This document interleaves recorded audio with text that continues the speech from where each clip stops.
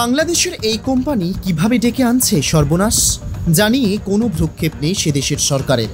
এ যেন রীতিমতো প্রকৃতির ওপর দাদাগিরি, যার ফলে ভয়াবহ ক্ষতির সম্মুখীন হতে হবে লক্ষ লক্ষ পশ্চিমবঙ্গের সাধারণ মানুষের।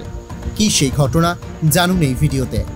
বাংলাদেশের কেরু কোম্পানির চিনির মিলের ছাড়া বিষাক্ত কালো জলে মাথাভাঙা ও চূর্ণী নদীর দুই পাড়ের সাধারণ মানুষ ও মৎস্যজীবীদের সারা বছর সমস্যা। মাসে 3 থেকে 4 বার বিজয়পুর সীমান্ত দিয়ে ভারতে মাথাভাঙা নদীতে এই বর্জ্য মিশ্রিত বিষাক্ত দুর্গন্ধযুক্ত কালো জল বাংলাদেশ থেকে আসে ভারতে। নদীর এই দূষিত জল পরীক্ষা করতে প্রায়ই ভারত সরকারের নদী দূষণ মন্ত্রকের কর্মীরা আসেন এবং রিপোর্ট জমা দেন। দীর্ঘ কয়েক দশক ধরে চলছে এই একই কাজ, কিন্তু সরকার এই ব্যাপারে কোনো পদক্ষেপ নেয়নি বলেই অভিযোগ গ্রামবাসীদের।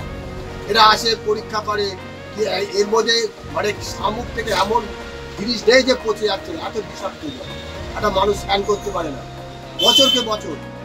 একদিন শুধু ওই শ্রাবণ ভাদ্র যখন জলটা বাড়ে তখন বোঝা যায় না, তারপর থেকে একভাবে চলছে। নদিয়ার ভারত বাংলাদেশ সীমান্তের বিজয়পুর থেকে কৃষ্ণগঞ্জ পর্যন্ত মাথাভাঙা নদী, কৃষ্ণগঞ্জ থেকে মাথাভাঙা নদীর দুই ভাগে বিভক্ত ইচ্ছামতি ও চূর্ণী। দীর্ঘ কয়েক বছর থেকে ইচ্ছামতি নদীতে কোনো জল থাকে না, কিন্তু চূর্ণী নদীতে সারা বছর জল থাকে, আর এই জল এখন বিষাক্ত। নদীতে কোনো মাছ নেই, এই জল ব্যবহারের অযোগ্য। চাষিরা চাষের কাজে এই বিষাক্ত জল ব্যবহার করতে পারে না। এলাকাবাসীরা জানাচ্ছেন, ভোট আসে ভোট যায়, প্রতিশ্রুতি মেলে, কিন্তু নদীতে এই বিষাক্ত জল আসা বন্ধ হয় না।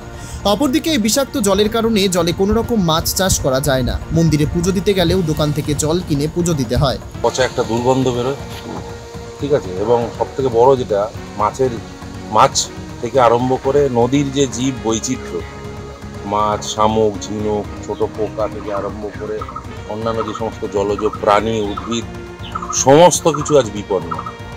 এতটাই খারাপ অবস্থায় জলের। প্রতিবার সরকারের তরফে জল পরীক্ষা করতে আসে এবং সেই ঘটনা দিনের পর দিন চললেও সুরাহা কিছুই ঘটেনি। কতদিনে সুরাহা মিলবে সেটাই প্রশ্ন এখন এলাকাবাসীর। অপরদিকে জল পরীক্ষকরা জানাচ্ছেন জলের অবস্থা খুবই খারাপ।